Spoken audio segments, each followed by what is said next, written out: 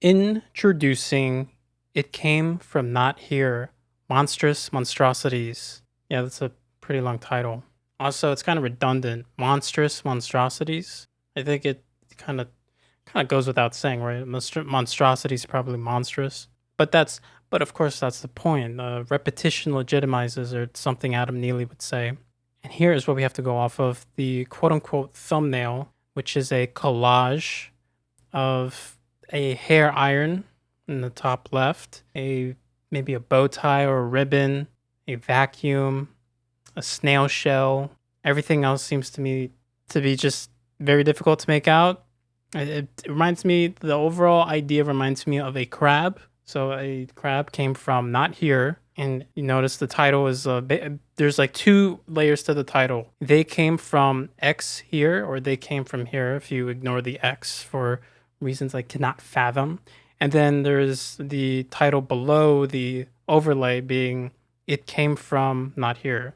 Now that's my art class analysis. If you want more, here, I just looked up the collage Wikipedia article. A collage is a technique of art creation used in the visual arts primarily, but in music too, by which art results from an assemblage of different forms, thus creating a new whole. So, as such, this is art. But I guess all thumbnails to an extent are art, right? It goes without saying.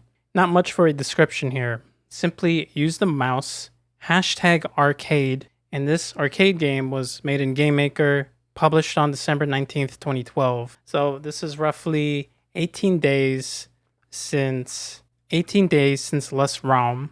I should start noting the release dates. Yeah, but this is I guess this game's was made pretty quick. Just like that. Let's get into the game. Speaking of getting into the game, initially when I started this game up, it was actually really loud. It's basically this sort of dark ambient track. I think it's fair to say it's a lot of low end, and it started at -10 LUFS integrated. That's with system volume at 100, and I had to lower it all the way to 7 to get it to around -30 LUFS.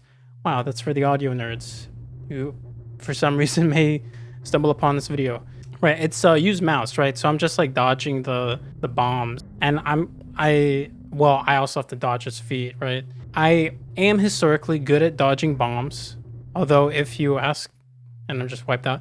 But if you ask me, right, I can't do that in a game like WarioWare, especially on the Game Boy Advance, not the original Game Boy, right? Unless you believe in the conspiracy theory about the original WarioWare on the Game Boy Color. But of course, this is was it a rock and a hard place? Maybe some other people characterize it as a cliffside and a skyscraper. Some other people would say between a hatchback and a pickup truck. Of course, I'm between a bomb and the leg of an alien that is simply a collage of sorts. The sort of collage one might expect from an Avalanche's record, probably one of the greatest Plunderphonics records ever made, unless you believe. Yeah, let me put up Introducing as my other favorite Plunderphonics record. How long can I actually just stay on the edge there? Hug the edge like I'm a monkey and I'm being given a plush toy in lab experimentation. That is, oh. Okay, now he's serious. He's throwing a flurry of bombs. This looks like it's Path of Exile, but you just attached. Game over. What do you mean game over? Why is the Liberty Bell there? I can't make out what that is. It's a Liberty Bell. I even forgot what I was just talking. Oh yeah, when he was throwing the bombs, it just reminded me. It's like I'm doing a Molten Ball build from Path of Exile with greater multiple projectiles. Speaking of which, the league just came out today. But that's neither here nor there. Oh, and then I ran into the Liberty Bell, and then the game ended. So that was it, right? I won. I'm officially yet another accomplished gamer. Another achievement to add to the repertoire. I should go to my Steam profile, just write all the games that I've beaten. It's including all the indie games that have been lost to time. And I don't think I missed anything, because the games recently have been pretty short, and they've been easier than some of the older ones, right? This is, if my understanding is correctly, this is easier than Roadkill Bonanza 3, and Splodem Down version 2 could go on there. Easier than Bear Surf and Mega Wave. And depending on your point of view, Jake is either losing his touch or he's advancing forward in a very unexpected direction. But of course, we're a little bit past the turning point, and we're seeing the adventure of the turning point continue. So this game has 1.8k views, 8 likes. That's pretty much in line with not Less Realm, which for some reason got some attention, but with Asake and with Varuked Dinky Timian, and also like the very early releases too. But I guess what I'm saying is that this is a little bit of average engagement for one of Jake Clover's releases. Old deleted profile, one of the regulars says, "Oh man, does game over mean I win the game?" And sorry, I kind of shouted game over because it was in all caps with an exclamation mark. Yes, that's the end. Thank you, Jake. Thank you. Just the exact communication I expect to see from a developer when the guiding light of their own video game process. Can you imagine if we got this on the Steam community forums nowadays? I think it would be a miracle. To quote Day9 a little bit, he says to not entirely listen. I mean, it's more than that, but like the game creator knows what's wrong with their game more than the players, and usually, and so Day9 says, in some ways, this is why as a creator you shouldn't necessarily try to constantly read and respond to the player base, something like that. There's a video, maybe I'll link it. Indie Game Hunt, another regular, now is here to say, haha, on my first few plays I thought I was controlling the giant monster, and I wondered what the hell was going on. Once I realized I was the car, everything clicked. The giant monster art is excellent and kind of disturbing. This is secretly like a revelatory experience. No, you think you're the monster, but no, you're actually the car. Man, it's like it's the mind blown. Like, what if you, what if you play a first-person shooter, but you're looking at a mirror? Whoa. Anyway, that's a Mega 64 reference. Braff Folk, a new commenter, states, "Oh, LOL. Nice little game. Winky face. It was a bit disturbing at start." I guess it's disturbing. It's not really that disturbing. What actually makes it disturbing maybe would be the soundtrack. Again, it's dark ambient. It sounds like I'm listening to the soundtrack to the film Stalker by Andrei Tarkovsky. Just throwing it out there. Sounds like I'm listening to the Thief 2 soundtrack by Eric Barras, which is his name in my heart. And I recently just went under heart surgery. That's not true. Jilligow, do I have to say anything else? Very short but pretty entertaining, though the gameplay can be a bit irritating. The art is really cool. The monster looks amazing. I'm not sure whether to recommend this or not. If you like weird stuff, play it. It sounds like Andrew Zimmerman, which again, I don't know how to pronounce any name ever. On was it Bizarre Foods? If it looks good, eat it. If you like weird stuff, try it. So yeah, this was short. I don't know about entertaining. I mean, I guess sure it is. It's entertaining. Like it definitely gives you a few thoughts to think about. The gameplay can be irritating. That's true. I was being irritated trying to balance the car between the bomb and the foot until I realized, oh, let me just go off screen, which kind of feels like that was what you were supposed to do the entire time. Which maybe if you want to argue it, it's a bit subversive, but I don't know if I'm giving Jake too much credit there. But nonetheless, I'll continue the thought. It's a bit subversive in the sense that he doesn't want you to actually balance the car between the bomb and the foot. He just wants you to just drive off. Like, what are you doing, dude? Why are you trying to do this balancing act when you're so much faster than the monster? Just pedal to the metal. And I don't know what kind of metal it is, because I actually don't know what metal cars are made of. I'm not sure whether to recommend this or not. I think that this is an easy recommendation. The game is only 4 megabytes. It's a little bit provoking. I will say, though, probably for most people, it's not worth downloading, like going through the effort to download it. But I think I would recommend, going through the journey I'm taking. If you want to think of obscure games a little bit more on a scale of artistic expression, and if you like weird stuff, yeah, play it. This is going way faster than it should. Like, coming from Nguyen Spectre, which was like roughly a 20-minute experience, something like that, with so many comments, and now it's just 5-minute art games with no comments, with only 5 comments, not literally no comments.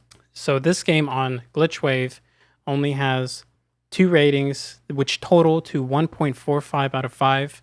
So that's like a, what is a 1.5? I'm sorry, my brain can't do the math after just viewing this monstrosity. It has erased the concept of mathematics, and I barely understand physics right now. So like a 1 is a 2 out of 10. You add the 0.5, so it's a 3 out of 10. So it's a 3 out of 10 out of 2 ratings. And we have some familiar users here. Gilgamesh simply has acknowledged that they want this game. Yeah, they want the game. Muriel gave this a 4.5 out of 10, very typical. Shandine gave this a 5 out of 10. That is a step down, I think, from the last game, which was a 3.5 out of 5. But, you know, we're in it for the long haul, all right? This is just one step. Just, and anyway, it's one of those steps eventually is going to crush the car. So for mechanics, you just move the mouse back. You just move the car back or forward. There's really a resource management. You just got one life, and you got to make sure not to get hit by a bomb. Is it fun? Yeah, I think it's fun to analyze this game as an artistic piece, but the game is too easy. So you can't really have fun with the game by itself. I think if you just take a step back, think about, you know, what's going on, there's your fun. Is this game easy? Is it easy to control? Yeah, you just go to the right side of the screen and you win. For graphics and appearance, I would deem this game to be pixel art mixed with monster collage, and the foot is larger than it seems, I guess. I don't know, there's not much to really say here. I will just say I can make out that the bombs are present. I can make out the explosions of the bombs. I can make out that there is a foot trying to crush a car. So for the soundtrack, I'll reboot the game here. Look at this. These exhaust pipes. You got the car's constantly in motion. Just, it's kind of eternally on a conveyor belt. So something to notice here is this game really only has this, like, just the one track. There's like actually no bomb explosions. There's no like I'm gonna get crushed here on purpose. Okay, I apparently avoided that. There we go. Apparently there's just no sound effects for getting stepped on, contrary to what most think. And in the background, I don't know, you see like mountains made of tinfoil and kind of rubble. You see buildings that don't have walls. They're taking the open office style to the extreme. They really want coworkers to see each other. No cubicles. You like wave to Jim Stevenson across the other building. Maybe some of them are working on the rooftop, trying to secure the garage parking lot. And look at that, I beat the game again. It was that easy. Game over though.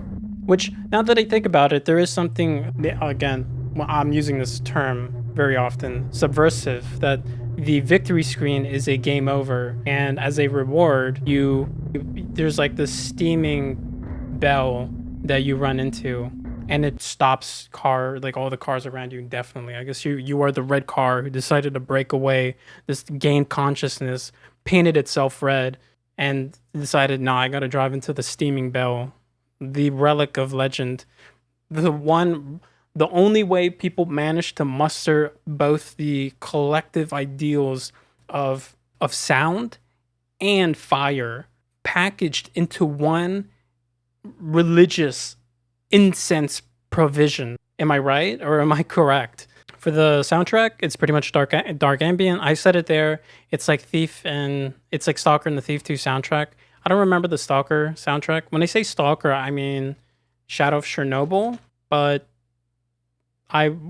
what I meant at first was the film, but I think the game actually fits.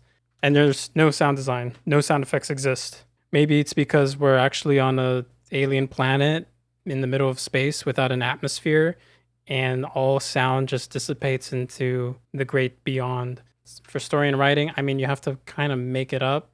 You are the red car that broke away from all the purple cars to destroy the steaming bell, and the alien monster is stopping you from destroying the purple car controller. These are brilliant theories, and they're definitely going to trigger a dialogue for a day to come. Is it repetitive? No, but that's if you figure out the strategy of staying on the right side of the screen. If you never figure that out, it's probably just keep getting crushed. Unless you dodge the foot, because apparently you actually can dodge the foot. It's a little bit of a quick time event. Maybe the first quick time event in these games. Where does it stand in the gaming industry? Yeah, I don't really know. It's just an abstract car game. There's not really much to say. It's not much to say. Abstract car game, and you got to make out the actual story for yourself. Like, you just have to guess. Where does it stand in Jake Clover's gamography? Can that be a word? It's just a spooky abstract art game, a very fast Nguyen Spectre. I think that's about it. Like, I could just keep calling things postmodern, but eventually, right, that's going to lose its impact. But it clearly, this game is meant perhaps to kind of borrow from the last few games. It is taking the idea of language, but like without the language, if you know what I mean, right? You're trying to destroy the big bad evil dude, but you don't even know what it is. You don't know why. You don't even know why you're a red car driving into a steaming bell. Yeah. And I mean, I hope it's a steaming bell. Like I said, it looks like the Liberty Bell, but with steam coming out of it. And I guess the steam, you kind of see some sort of industrial imagery, which I'll pull up right here. You see industrial imagery here, and it feels like there's kind of an industrial, like, artistic statement kind of being made, but not really. So I don't know. It's not like Splodem Down version 2 was pretty industrial, but this game is industrial in a way that revolves around automobiles, not in a way that revolves around, I want to say, factories. And also, I guess, you know, the idea of smoke and smog, if that matters. Because I really don't know what else that could be. That just looks like a bell to me. Maybe it's like the exhaust of like a power plant, but I don't think so. Because those are really small exhaust vents. I don't. And that red car is just revved up. He's ready to go. He's do it anytime, but he's patient. And then you click the button, you click the mouse 1, and it just turns into speckles, sparks, dust. So if I had to characterize this game, I'd say spooky, driving, arcade, art, abstract game, and then move abstract around to go before art. And you got like the triple A. That's what a triple A is, redefining it. Arcade abstract art game, triple A. I mean, there's nothing else to say here. Yeah, this is another quick one. And I wonder if how long those remain quick, or if they're quick because now these games aren't meant to be challenging because of the arcade style and the fact that they're these real brief art games, experiences that honestly, you could take a lot away from such art games if you really think about them, right? I think I touched on a lot of it, right? This game is roughly shorter than a minute if you just metagame it. And I think still you can get around 20 minutes of concepts to think about and to take away, to expand on when you play games like this, when you play an abstract minute-long game like this. Whereas for the other games, I mean, they definitely had a lot of art going on, a lot of more sound design, perhaps, right? A lot more going on. But at the same time, I don't think that they're too thought-provoking. But then again, there's also the game design part that you could still think about. You could still think about how the arcade style type of game for a Newgrounds Flash medium gaming could be done more appropriately or better. Because off the top of my head, like, I can't really tell you what the best arcade game is, but everyone probably has a good idea of like what a really good arcade game is. I mean, maybe I can look it up right now. So on Glitchwave, the arcade genre games start with WarioWare. This is, I kind of mentioned this, right? So here it is, surprise, surprise. It's the Game Boy Advance minigame arcade microgame compilation. Hyper Demon. It's just, okay, Metal Slug 3 and 2. WarioWare Gold. Sayonara Wild Hearts. I've heard of it. I didn't think. All right. Sega Rally Championship. That looks kind of cool, actually. I can't wait to play it, and you get whooped by just like overtuned CPU players. The House of the Dead 2, right? Of course, that's an arcade game. All right. Oh, Vampires Fire is arcade. All right. Yeah. So the point's made there, but like, I guess WarioWare is the peak of arcade games, and then you have Hyper Demon that probably very few people have as a 2022 AOT or Game of the Year, and then of course Metal Slug. Yeah, if you want to go there, if you want to say like yeah, this game's no Metal Slug, which speaking of which is a run and gun, so that makes it comparable to some of the other run and guns Jake has done. Maybe if you want to look at the serious run and guns like the Explosive Tomatoes, or if you want to go for the artistic ones like Asake or Titan Flux Capacitor. Yeah, that's, I don't know. Depends on your preference for comparisons. Capacity, my bad. It's because we all care about the exact lexicon. Yeah, and I think I said a lot that there is to say about the game. I think that's, yeah. Yeah, right? Yeah, that, right? Yeah. Yeah. Gaming? Yeah. Okay. Yeah, as always, GG's, good games. I don't know, man. Like Monster Night Fever, maybe Monster. That's more appropriate. Monstrous Night Fever, like the Monster Mash, Graveyard Bash. Okay, there you go. Boom.